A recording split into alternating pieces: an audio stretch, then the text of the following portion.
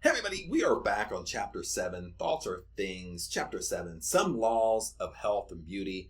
And you guys aren't going to notice this, but I did take about a week and a half off of filming this series here, just because I really felt like I was kind of really anal with it. Like once I start a project, I really do that project.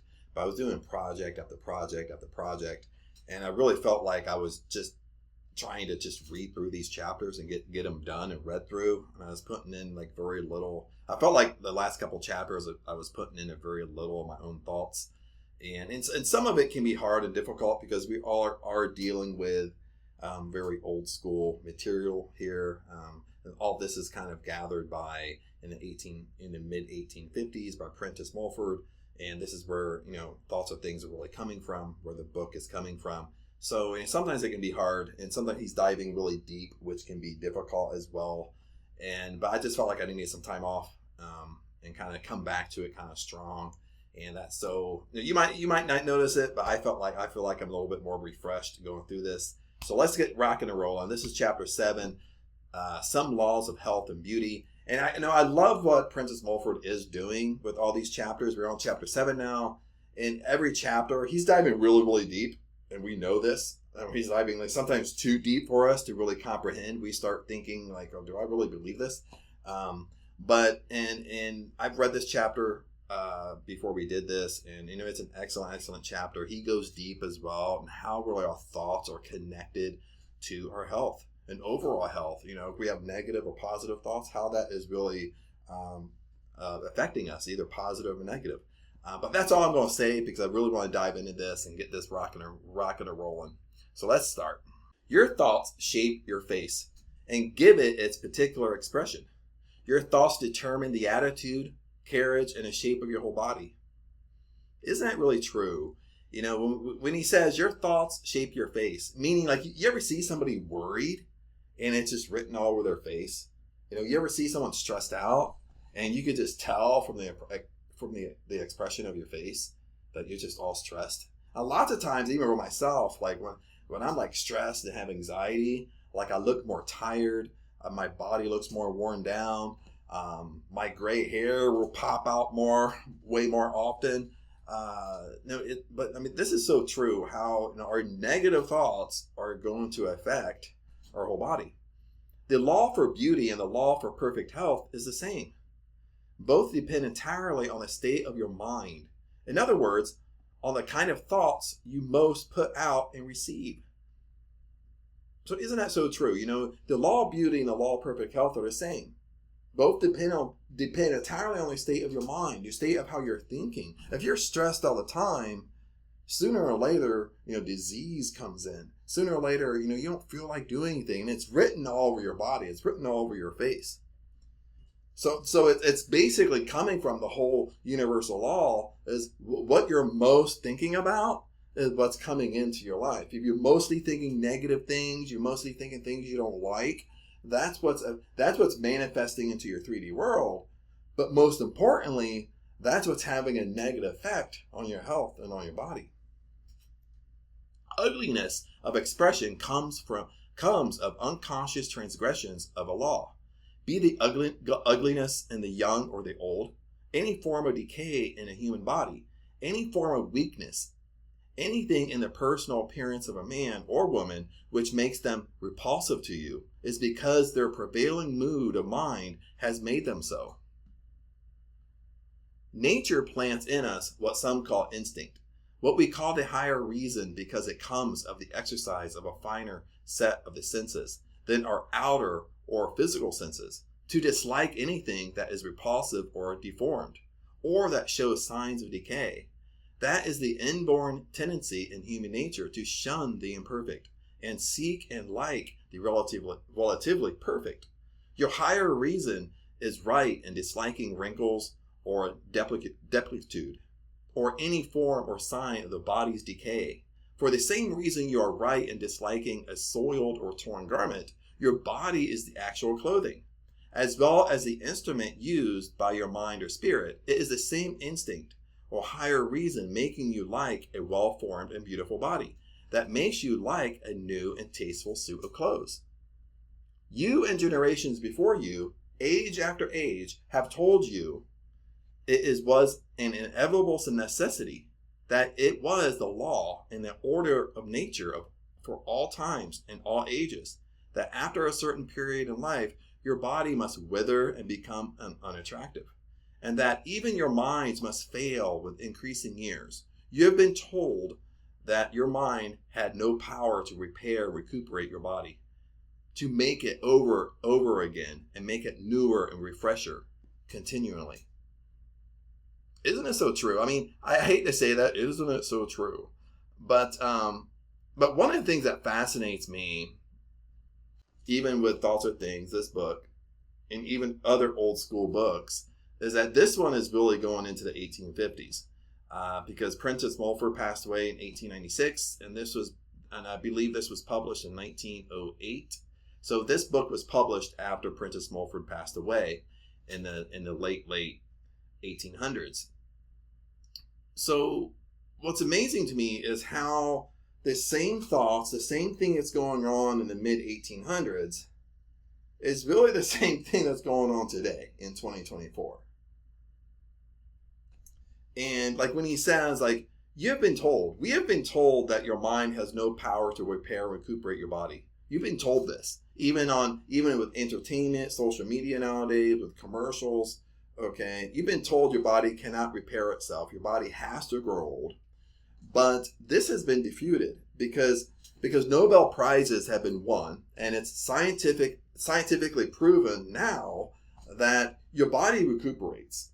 All the cells in your body, everything in your body recuperates, and everything in your body recuperates in about 11 months.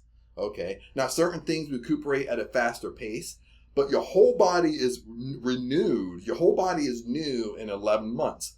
What does that mean? It means that our body we're supposed to recuperate. Our body is supposed to regenerate. Okay, this is 100% proven. This is scientific evidence. This is scientifically proven. This isn't what Chad thinks. This isn't what old school prosperity teachers think. This is scientifically proven. Our bodies regenerate. And every 11 months, almost 1 year, every year, you have a total new body. Okay? And this is where I tend to believe, even in old school biblical times, when you really go back, either a couple thousand years, is that even before that, the great question is, are we supposed to age? See, that's a great question. If it's scientifically proven our body regenerates and recuperates, and it builds new cells every day, every month, okay, our whole body renews itself in 1 year, okay, we wouldn't age. Okay, we would get to that point, maybe we're like 25, maybe 30, and that's what we look like our entire life. We are not supposed to age according to science. According to our body's supposed to regenerate. Even our teeth is supposed to regenerate.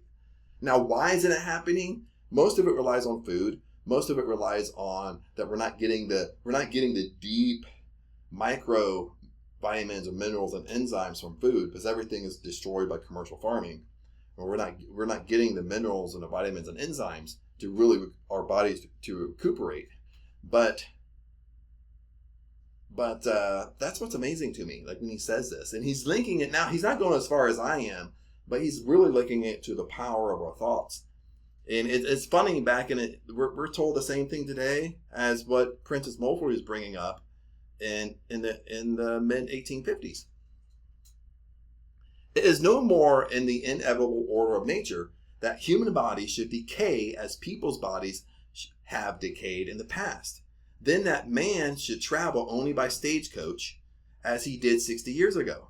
Or that messages could be sent only by letter as they were 50 years ago, before the use of electric telegraph. Or that the portraits could be taken only by the painter's brush as they were half a century ago, before the discovery that the sun could imprint an image of yourself, an actual part of yourself, on a sensitive surface prepared for it. It is the impertinence of a dense ignorance for any of us to say what is in or what is to be an order of nature. It is a stupid blunder to look back at the little we know of the past and say that it is unerring index finger telling us what it is to be in our future.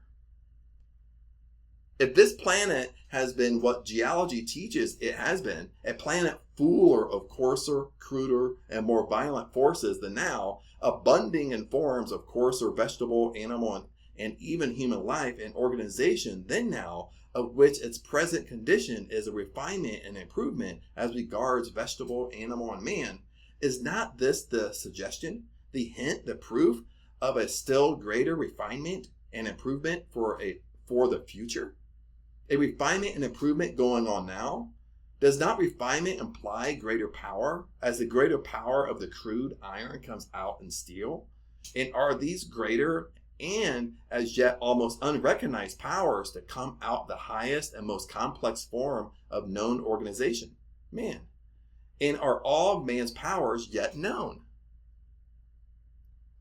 Internally, secretly, among the thinking thousands of this and other lands, is this and many other questions now being asked. Why must we so wither and decay and lose the best that life is worth living, just as we have gained that experience and wisdom that best fits us to live?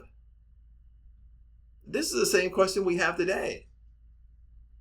Basically, what he's saying is, why must we grow old, wither, and decay, and lose the best years of our life? Why must this happen?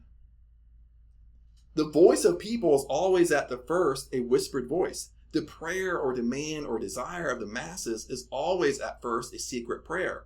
Demand, wish, or desire, which one man at first dare scarcely whisper to his neighbor for fear of ridicule, but it is a law of nature that every demand, silent or spoken, brings its supply of the thing wished for in proportion to the intensity of the wish. The growing number so wishing, who by the action of their minds upon some one subject set in motion that silent force of thought, not as heeded in the world schools of philosophy, which brings the needed supply. Millions so wished in silence for means to travel more rapidly, to send intelligence more rapidly, and that brought steam in the electrical paragraph. Soon other questions and demands are to be answered, questions ever growing out in silence for multitudes, and in answering them, and at first attempting to carry out and prove the answers and the means shown to accomplish or realize many things deemed impossible or visionary, there would be mistake and stupidity, and blunder and silliness, and breakdowns and failures, and consequent ridicule, just as there were 10 smashes on railways, and 10 bursted boilers in the earlier era of the use of steam to one of today. But a truth always goes straight ahead despite mistake and blunder, and proves itself at last. There are two kinds of age, the age of your body and the age of your mind. I'll highlight this for you. There are two kinds of age of your body and age of your mind. Your body, in a sense, but a growth, a construction of today and for the use of today. Your mind is another growth or construction millions of years old. It has used many bodies in its growth. It has grown from very small beginnings to its present condition, power, and capacity. And the use of these bodies, you have, in using these bodies, been far ruder and coarser than you are now. You have lived as now you could not live at all, and in forms of life or expression for very different from the form you are using now. And each new body or young body you have worn has been a new suit of clothes for the mind. And what you call death has been and is but the wearing out of the suit through ignorance of the means. Not so much of keeping it in repair as of building it continually into a newer and newer freshness and vitality. Now in this paragraph, he is going super deep.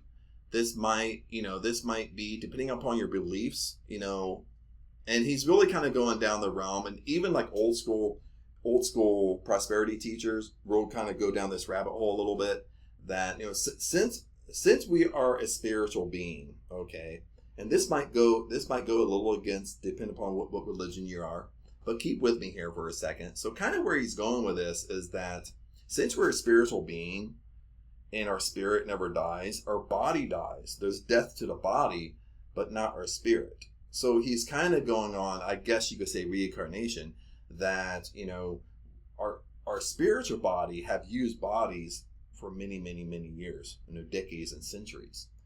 So our mind can be very old. Okay, our mind, the only thing is, like, when we come to earth, okay, we inhabit a new body, is that we forget. That's kind of what, like, new prosperity teachers teach today, is that we, as we encompass a new body, that we forget how strong we are.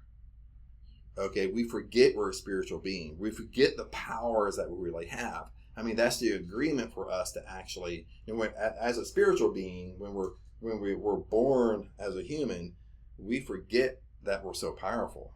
Okay, we forget, like, we have all these powers. Okay, we have to kind of relearn everything as a human being.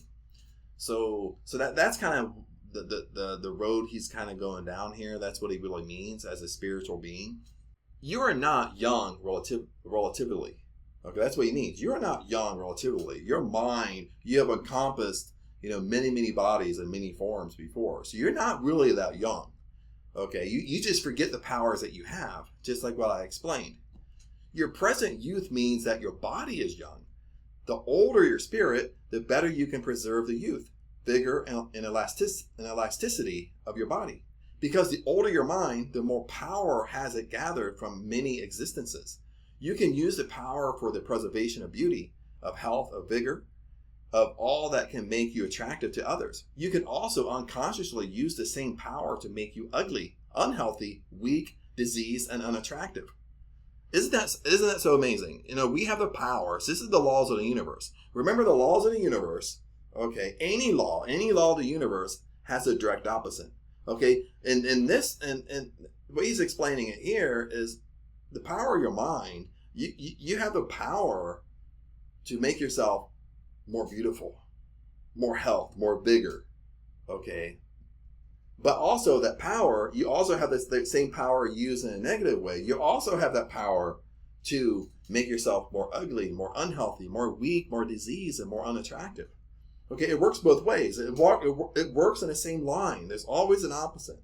There's always an up, there's a down, there's a hot, there's a cold, there's a positive, there's a negative. There's always an opposite to the law of the universe.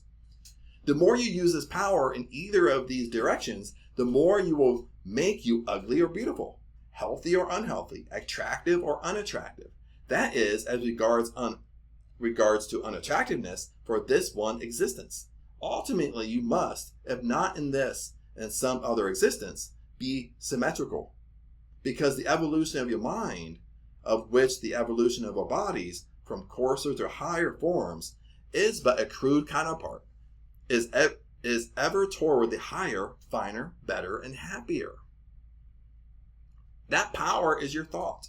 Every thought of yours is a thing as real, though you cannot see it with the physical or the outer eye, as a tree, a flower, a fruit. Your thoughts are continually molding your muscles into shapes and manner of movement in accordance with their character. Isn't it so true? Even if you follow Neville Goddard, okay, so basically what he's saying here is your thoughts are creating. Now he's using it as a health aspect here. He's using it as making your body more healthy. But also, let's say with Neville Goddard, your thoughts are transforming your 3D world. Okay, your thoughts are creating manifesting powers. We all have manifesting powers. Even today, right now, if you think that manifesting isn't working for you, it is working for you. Okay, but you're manifesting things you don't want. Okay, the life you have right now in your 3D world, you manifested that. Okay, that's what he's talking about here. If your thought is always determined and decided, your step in walking will be decided. If your thought is permanently decided, your whole carriage, bearing, and address will show that if you say a thing, you mean it. And this is very unique here when he says this. Listen to this. If your thought is permanently decided, your whole carriage, bearing, and address will show that if you say a thing, you mean it. This is how your subconscious mind works, right here. Remember when I talk about the subconscious mind, remember our subconscious mind it's just as is.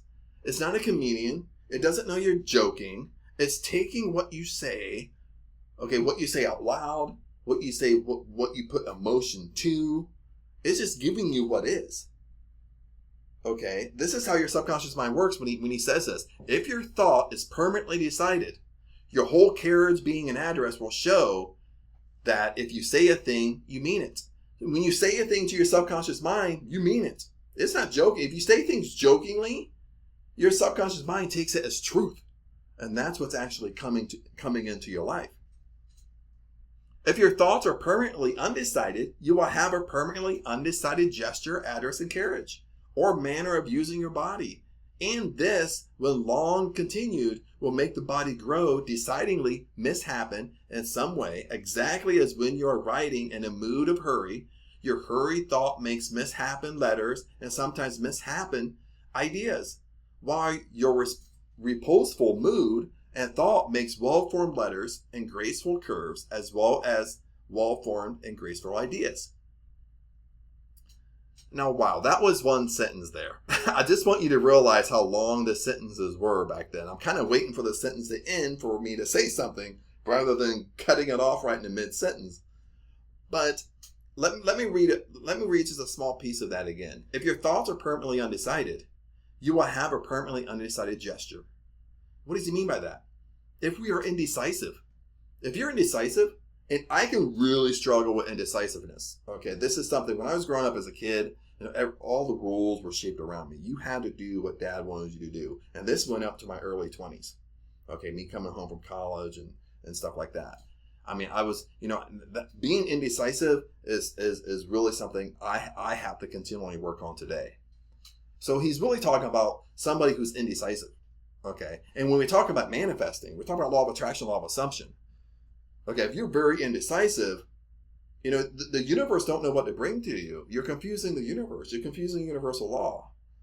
Okay, that's why you're not really getting what you want, because you're very indecisive. You're not firm on saying, this is what I want. I mean, if you struggle with this, you have to start small.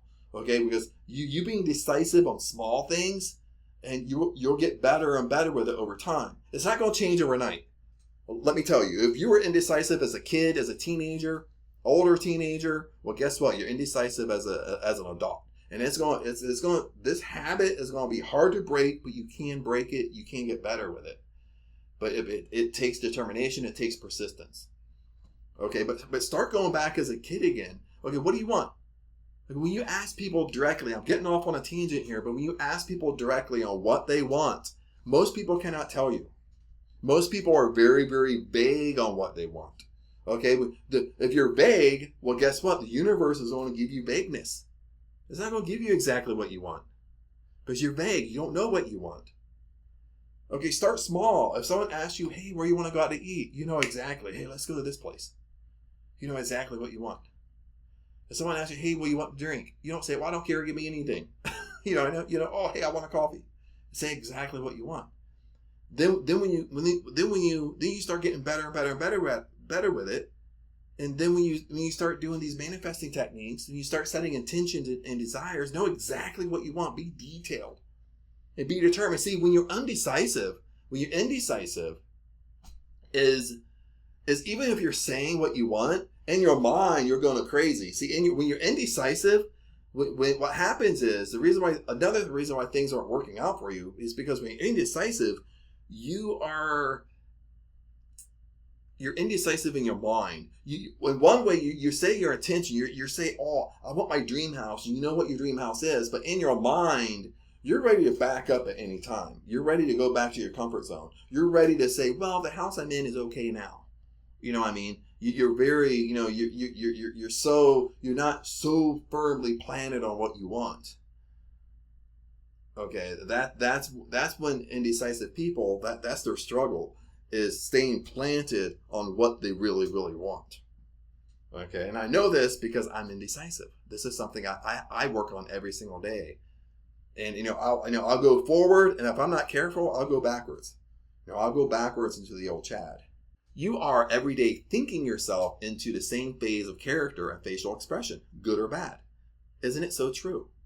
You are every day thinking yourself into some phase of character and facial expression, either good or bad. If your thoughts are permanently cheerful, your face will look cheerful. If most of the time you are in a complaining, peevish, quarrelsome mood, this kind of thought will put ugly lines on your face. They will poison your blood, make you dyspeptic, and ruin your complexion, because then you are in your own unseen laboratory of mind, generating an unseen and poisonous element, your thought.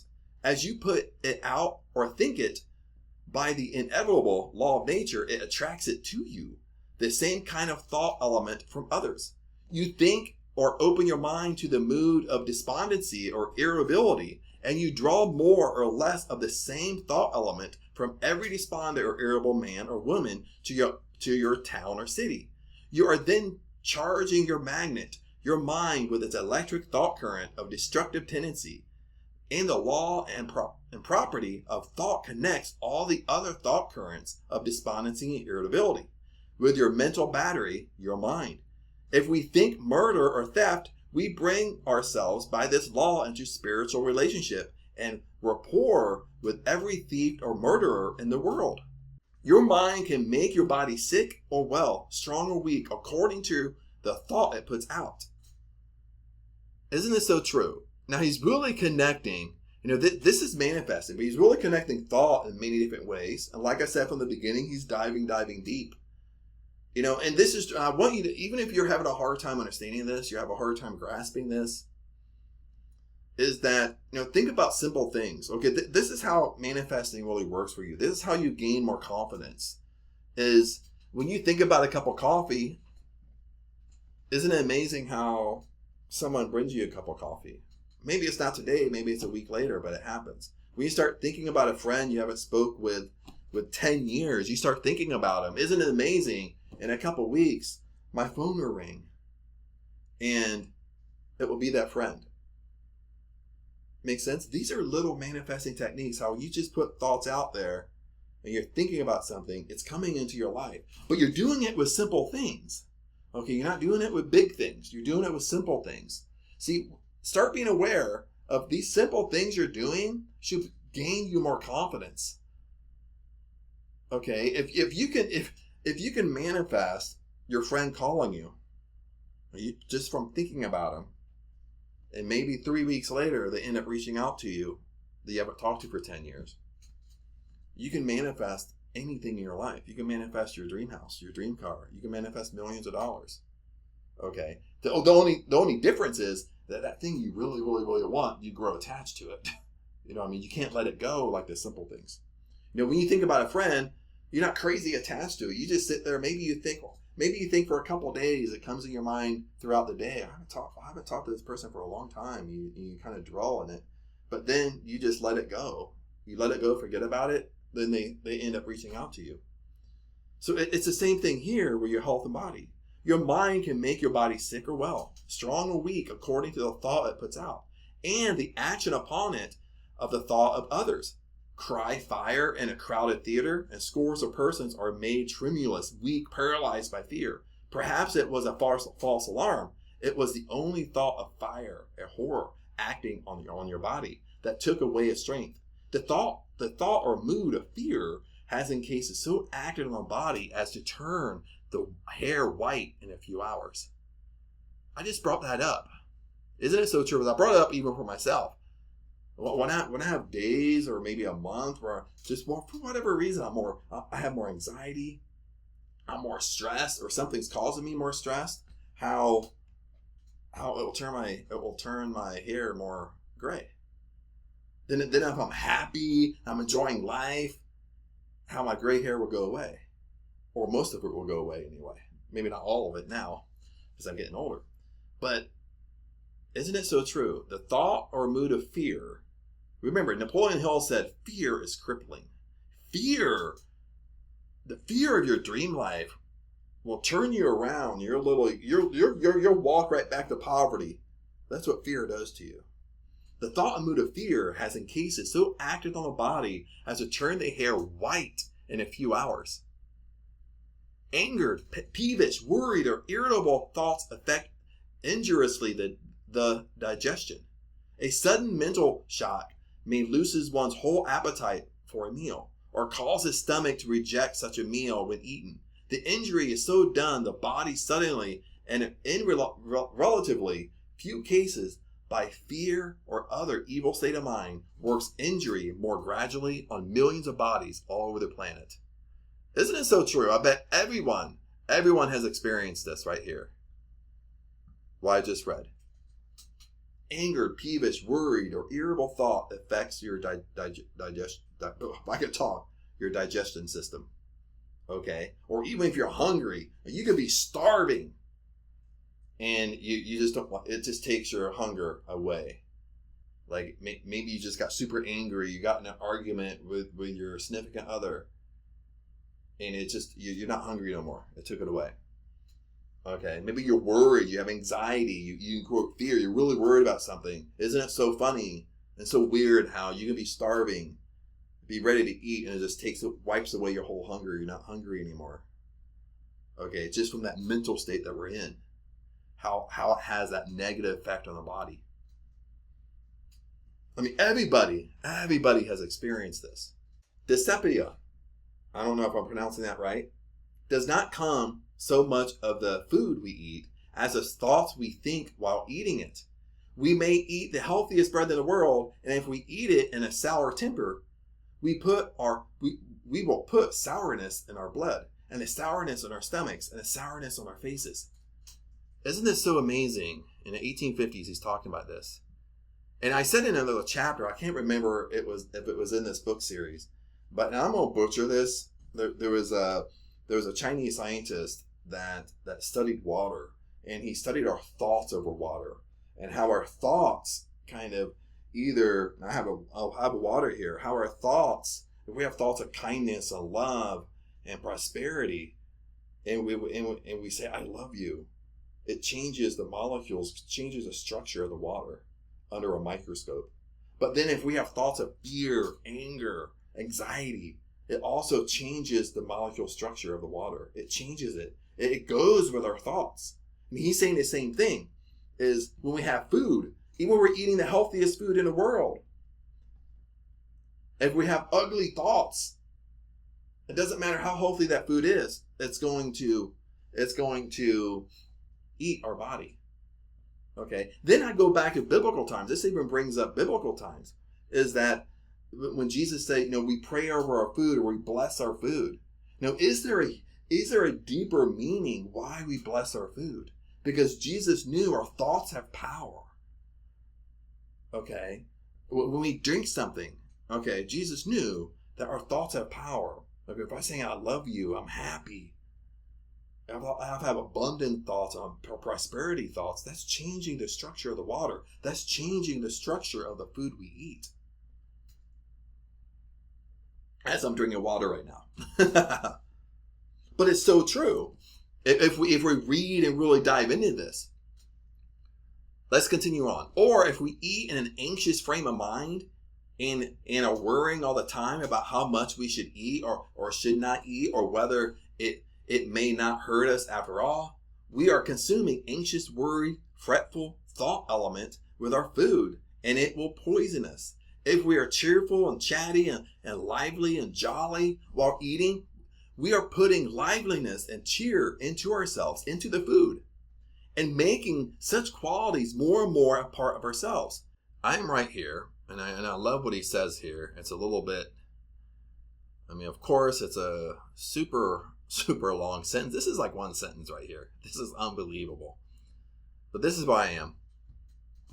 And if our family group eat in silence, or come to the table with a sort of forced or resigned air, as if saying each one to him or herself, well, all this must be gone over again, and the head of the family buries himself in his business cares or his newspaper, and reads all the murders and suicides and burglaries and scandals for the last 24 hours, and the queen of the household buries herself in the sullen resignation or household cares, then they are being literally consumed at that table, along with the food, the thought element of worry and murder and suicide, and the morbid element which loves to dwell on the horrible and ghastly, and as a result, dysphoria in some of its many forms will be manufactured all the way down the line from one end of the table to the other.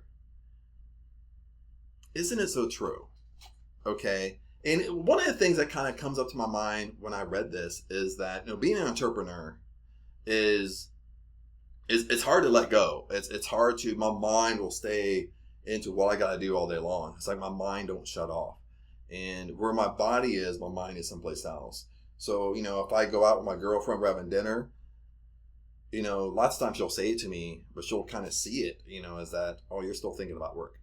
You know what I mean? Like, I'm not there. And what he's saying, depending upon what you're thinking about, is if you're thinking about things that cause anxiety and worry and doubt and fear, well, that's going into your food. Okay, and you're eating that. You're eating it in that state. Okay, that's what he's really talking about here. We all do this. We've all done it at some time. Maybe you have a habit of doing it. Maybe you don't have a habit. But we all do this to some form. If the habitual expression of a face be a skull or a scowl, it is because the thoughts behind the face are mostly scrawls. If the corners of the mouth are turned down, it is because most of the time the thoughts which govern and shape that mouth are gloomy and despondent. If your face does not invite people and make them desire to get acquainted with its wearer, it is because that face is a sign advertising thoughts behind it which the wearer may not dare to speak to others, possibly may not dare to whisper to himself. Isn't it true right here? I hate to say isn't it true. I feel like that's a thing I say now. Isn't it true? But when we go somewhere we don't know somebody, isn't it more inviting that if that person looks happy and cheerful, it's more easier to come up and talk to them? Or even if you have a question, versus you see somebody that looks like they got worry and doubt and fear written all over their face, they look angry, you're not going to approach that person. The continual mood of hurry, that is, of being in mind or spirit in a certain place long before the body is there, will cause the shoulders to stoop forward, because in such moods you do literally send your thought, your spirit, your real though invisible self to the place toward which your power, your thought, is dragging your body head first. And through such lifelong habit of the mind does the body grow as the thought shapes it. A self-contained man is never in a hurry, and a self-contained man keeps or contains his thought. Listen to this. I'm right here. Let's read that one more time. A self-contained man or a self-contained woman is never in a hurry, and a self-contained man or woman keeps or contains his thought, his spirit, his power, mostly on the act or use he is making at the present moment with the instrument his spirit uses. His body and the habitually self-possessed woman would be graceful in every movement, for the reason that her spirit has complete possession and command of its tool, the body, and is not a mile or 10 miles away from the body and thought, and fretting or worrying or dwelling on something that at that distance from the body. Now, he worded it kind of different, but it's kind of like what I just said, is that, as an entrepreneur, I can be eating, going out to dinner, but I'd rather be doing something else. My mind is like miles and miles away from where my body is right now. But it's the same thing. You go to work, you don't want to be at work. Your mind is thinking about being at home watching your favorite movie. You know what I mean? So your mind and body is never in the same place at the same time. You're never in present moment. That's what he's saying. That's why with manifesting prosperity, it always talks, the power you have is in present moment. Okay, but most people today, and I struggle with this, is we're not living in present moment. Our mind and our body is always separate from itself. Wherever my body is, my body's at work, my mind don't want to be there. My mind is thinking about, I want to be on vacation. I want to be at home watching my favorite movie. I want to be in a gym working out. I want to hang with my girlfriend. You know what I mean? It's never in present moment. So that's what he's saying. That's what he's saying here. You got to connect your mind and body into one. When we form a plan from any business, any invention, any undertaking, we are making something of that unseen element. or our thought as real, though unseen, as any machine of iron or wood. That plan or thought begins as soon as made to draw itself in more unseen elements, power to carry itself out, power to materialize itself in physical or visible substance. When we dread a misfortune or live in fear of any ill or expect ill luck, we make also a construction of unseen element, thought, which by the same law of attraction draws to it destructive and to you damaging forces or elements. Thus the law for success is also the law for misfortune, according as it is used. Even as the force of a man's arm can save another from drowning or strike a dagger to his heart, of whatever possible thing we think, we are building an unseen substance, a construction which will draw to us forces or elements to aid us or hurt us, according to the character of thought we think or put out. If you expect to grow old and keep ever in your mind an image or construction of yourself as old and decrepit, you will assuredly be so. You are the making yourself so. There's a lot of power in that. Listen, he flipped it right back to going on the old in health. If you expect to grow old and keep ever in your mind an image or construction of yourself as old, you will be that. That's what he's saying. You are making yourself that way. You're becoming what in your imagination, how you see yourself in your imagination, you're becoming that person. This is Neville Goddard 101. Your imagination creates reality. How you see yourself is what you're going to become. If you make a plan of thought, an unseen element, for yourself as helpless or decrepit, such plan will draw to you of unseen thought element that which will make you weak, helpless, and decrepit. If, on the contrary, you make for yourself a plan for being always healthy, active, and vigorous, and stick to that plan, and refuse to grow decrepit, and refuse to believe that legions of people who will tell you that you must grow old, you will not grow old. It is because you think it must be so, as people tell you, that makes it so. Isn't this true in almost anything we want in life? Not just health and beauty and being healthy, but isn't it true in everything we want? It is because you think it must be so, as people tell you, that makes it so.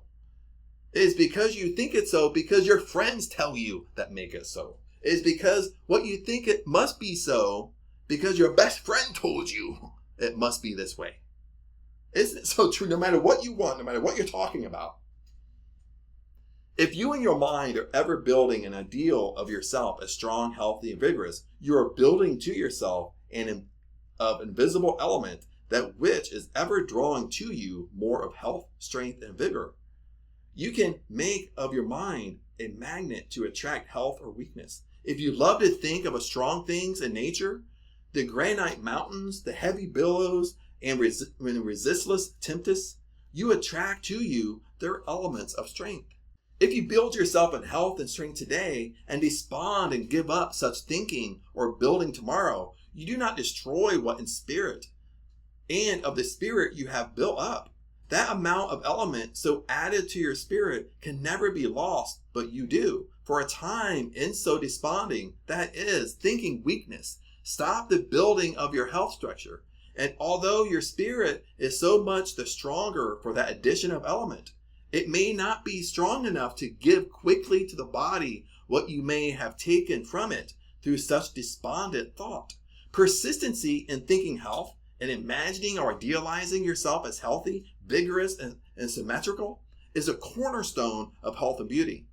Of that which you think most, that you will be, and that you will have most of. You say, no, but your bedridden patient is not thinking, I am strong. He or she is thinking, I am so weak. Your dyspeptic man or woman is not thinking, I will have a strong stomach. They are ever saying, I can't digest anything. And they can't for that very reason. You are apt to nurse our modalities rather than nurse ourselves. We want our modalities petted and sympathized with more than others. when we have a bad cold or a very cough sometimes says to others unconsciously, I am this morning an object for your sympathy. I am so afflicted. It is this cold then that is calling out for sympathy. Were the body treated rightly, your mind and all the minds about you would say to that weak element in you, get out of that body. And the silent force of a new few minds is so directed would drive that weakness out. It would leave as Satan did when the man of Nazareth imperiously ordered him. Colds and all other forms of disease are only forms of Satan and thrive also by nursing. Vigor and health are catching also as well as the measles.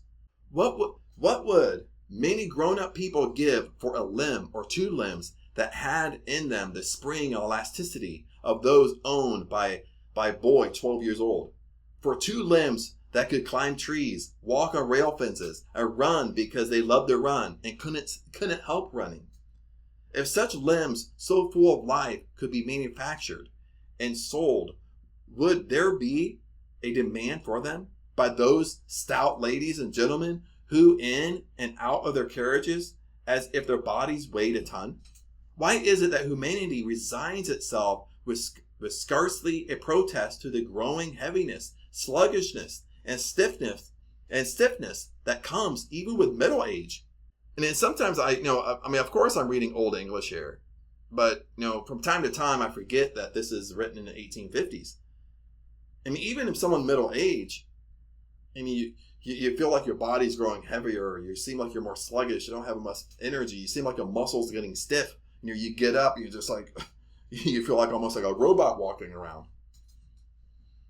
I believe, however, we compromise with this inertia and call it dignity. Of course, a man and a father and a citizen and a voter and a pillar of the state of inertia shouldn't run and cut up and kick up like a boy, because it can't. Neither should a lady who has grown to the dignity of the water run as she did when a girl of 12, because she can't either.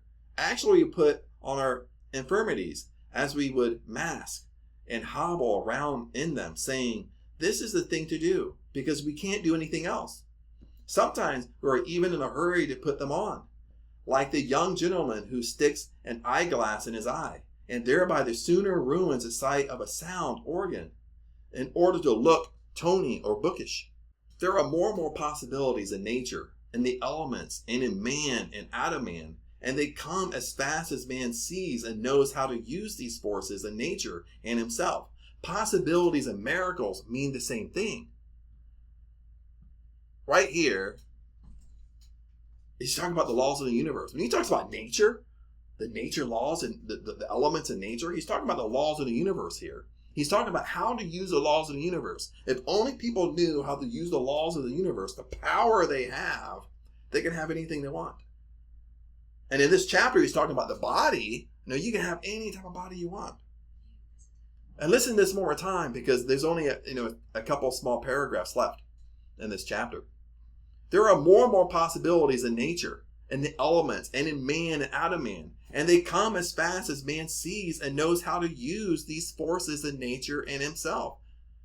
The more you understand and use the laws of nature, the laws of the universe, it helps yourself. The possibilities of miracles mean the same thing.